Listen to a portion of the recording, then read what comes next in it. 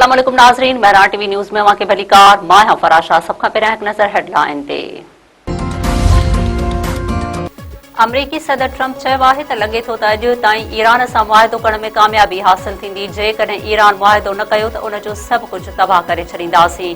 परॾेही ख़ाबरू इदारे खे इंटरव्यू ॾींदे अमरीकी सदर ट्रंप चयो आहे त डील न थी त ईरान जे तेल ते कब्ज़े वारे ऑप्शन ते गौर कयो वेंदो।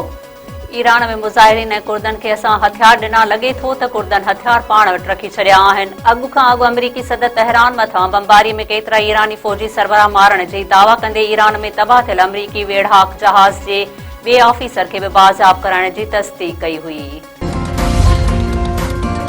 ईरान जे केमिकल प्लांट ते हमिलो, 5 ॼणा मारिजी विया, 170 ज़ख़्मी। अमेरिका ऐं इसराइल ईरान में शहरी इंफ्रास्ट्रक्चर खे निशानो बणाइण खां पोइ शाहकार स्पोर्ट्स मर्कज़नि खे बि नुक़सान पहुचाइण शुरू करे छॾियो। 1974 में एशियन गेम्स जे मौक़े ते ठाहियल तारीख़ी स्टेडियम खे मलबे जो ढेर बणायो वियो। ईरानी इख़्तियारनि मूजिबि जंग जी शुरूआति खां हिन वक़्त ताईं 30 खां वधीक यूनिवर्सिटियुनि ते हमला कया विया आहिनि। ईरान अमरीकी सदर जे 48 कलाकनि जे अल्टीमेटम खे रद्द करे छॾियो। ईरानी पासदारनि इनकलाब चयो आहे त जेकॾहिं अगराई जारी रही त पूरे ख़िते खे अमेरिका ऐं इसराइल लाइ दोज़ख बणाए छॾींदासीं।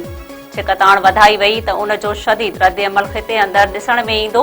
पासदारनि इनकलाब वधीक चयो आहे त ईरान खे शिकस्त ॾियण जो वहम अहिड़े दुबण में फासी पवण आहे जंहिं में अमीं पाण दॿिजी वेंदा।